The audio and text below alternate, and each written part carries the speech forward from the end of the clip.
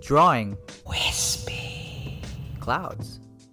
Here's a couple of inking and toning techniques you can use to indicate the airy forms of clouds for your background. To start, let's break it down into simple shapes with outlines. Oh whoops! A cloud has many different shapes as a whole, long and stringy, or big and round. But each one can be broken down into clumps of shapes like circles stacking on each other. To make it more organic, squiggles are really good to add more randomness around the base shapes. Diving deeper into style, I discussed in my previous water effect video the concept of negative space in the use of inks, tones, and the lack thereof, with empty space to suggest clouds. For the atmosphere around the cloud, you can use inks with hatching, full black silhouettes, or tones to indicate clouds in the empty white spaces. For hatching, you can do a mixture of different patterns similarly with different patterns of tones. The key to making wispy clouds is to indicate its dynamic nature through the motion and energy of the cloud object and the atmosphere around it. Clouds are not a solid object, but water vapor that is amorphous and constantly changing in form. In our first cloud, we'll start off with hatching by contours. I want to give the impression that the cloud is moving upwards, so I'm going to hatch contour lines arching upwards in the areas of the cloud's shadow. These contour lines serve to show the round shapes of the clouds, as well as contributing to the atmosphere and energy with the directional lines. And then I'll fill the background with black to outline the white silhouette of the clouds with my brush. The contrast looks super deep here. Moving on, we can modify this technique in a second hatching style with hatch shadow lines all in the same direction. This can help indicate the light source or movement of the object. When using more heavy blocks of shadow, the clouds seem to get heavier, making it a more concrete form, not wispy. While I usually would not recommend large blocks of shadow when drawing clouds, excluding storm clouds, this technique fits much better with a similar object.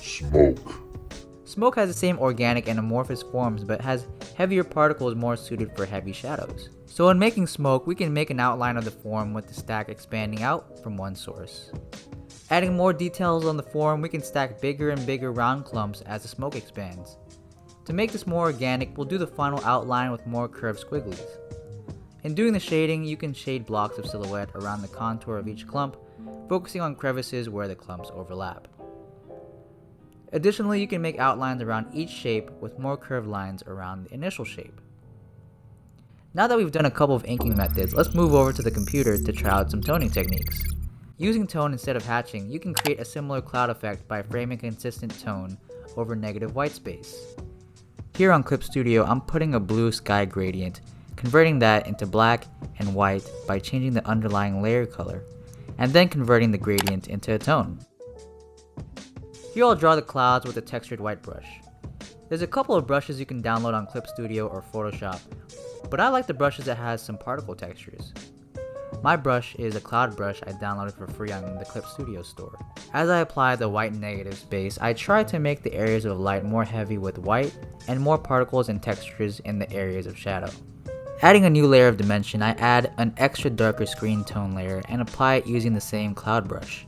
This amplifies that shadow effect and makes the clouds pop even more. And bam! Wispy! Another toning technique is converting real pictures of clouds into tones, which can be done by converting the original picture layer to a tone. Doesn't get that much closer to the real deal. And again, you can switch your tone to many different patterns, like so. And you can edit the clouds to look more stylized with the textured brush or tone scraper. Using form and reflections, we can make some gorgeous skies to build out our worlds. I'm finally finishing up my beach scene, and this will be very useful as I finish off the sky. If you want to learn more about other manga background effects like water, foliage, and rocks, feel free to check out these videos linked here. But as always, I'll see you guys next time.